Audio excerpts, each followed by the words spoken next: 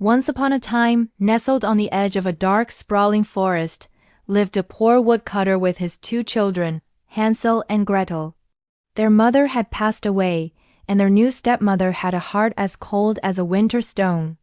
A terrible famine had fallen upon the land, and the little family's pantry grew emptier with each passing day. One night, as Hansel and Gretel lay shivering in their beds, they overheard their stepmother's chilling words to their father. "There is not enough food for all of us," she hissed. "Tomorrow we must take the children deep into the forest and leave them there. It is their only chance and ours." The woodcutter's heart ached, but his will was weak, and he reluctantly agreed. Gretel began to sob, her small body trembling with fear. But Hansel, ever the clever one, whispered, "Don't worry, little sister. I have a plan." He quietly slipped out of the house and gathered as many shiny white pebbles as his pockets could hold. The next morning, as the family ventured deep into the woods, Hansel secretly dropped the pebbles one by one, creating a trail only he could see. Just as their stepmother had planned, she and their father left them with a small piece of bread and disappeared. When the moon rose high in the sky, its silver light made the pebbles glisten like tiny stars on the forest floor. Hansel took Gretel's hand and said, "Come, we will follow the stones home." And so they did, arriving back at their cottage just as dawn broke. Their father was overjoyed, but their stepmother was furious. The famine, however, only worsened.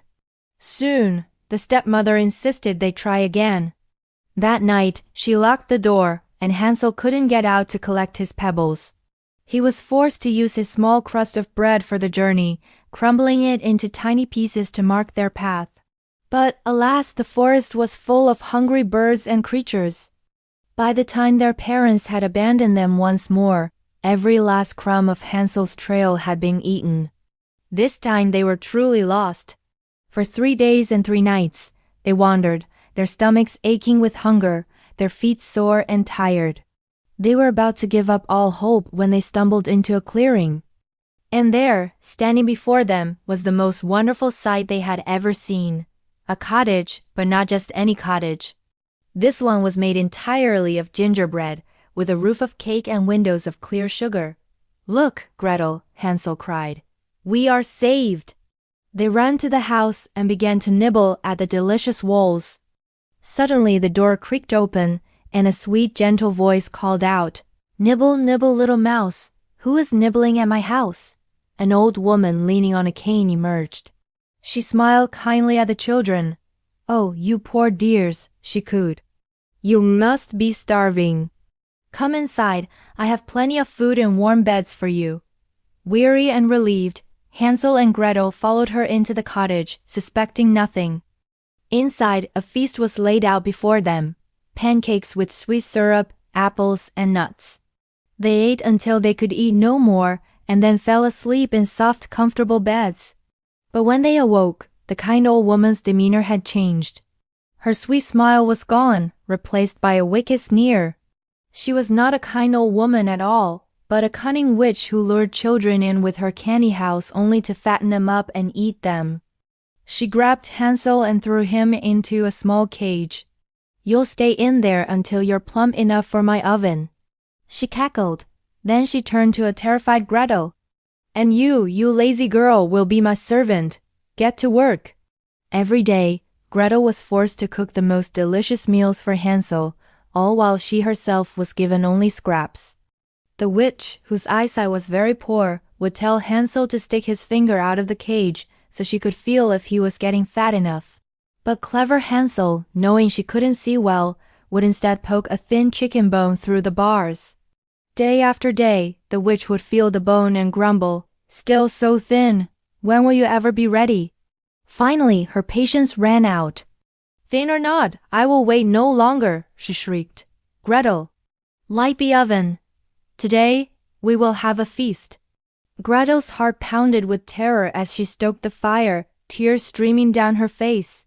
The witch, impatient, shuffled over to the large iron oven. "Is it hot enough yet?" she demanded. I don't know how to tell," Gretel stammered, thinking fast. "You foolish girl," the witch snapped. Move aside, I'll check myself. As the witch bent down and peered into the fiery oven, Gretel summoned all her strength. With a mighty shove, she pushed the wicked witch right inside and slammed the heavy iron door shut. The witch's terrible cries were quickly silenced. Gretel rushed to free Hansel from his cage. "We're free, Hansel, we're free," she cried. They hugged each other tightly, their ordeal finally over. Before leaving the strange cottage for good, they explored the witch's rooms. To their amazement, they found chests overflowing with pearls and precious stones. They filled their pockets until they could hold no more. "This is better than pebbles," said Hansel with a grin. They then fled the gingerbread house and plunged back into the woods. This time, the forest seemed less frightening. After walking for a few hours, they came to a large river they couldn't cross. But a friendly white duck, seeing their plight, swam over and offered to carry them across, one at a time. On the other side, the woods began to look familiar. Soon, they could see the roof of their own little cottage in the distance. They ran as fast as their legs could carry them, bursting through the door and into the arms of their father. He wept with joy, for he hadn't had a single happy moment since he had left them in the forest. He told them that their cruel stepmother had passed away, and now, with the witch's treasure, they would never have to worry about hunger again. And so, Hansel, Gretel, and their father lived together in happiness and abundance for the rest of their days. What an incredible journey of courage and cleverness! It just goes to show that even when things seem their darkest, a little bit of hope and a lot of quick thinking can see you through. If you enjoyed this classic tale, don't forget to hit that like button and subscribe to our channel for more amazing stories from around the world. We love sharing these adventures with you. Thanks for watching, and we'll see you in the next video.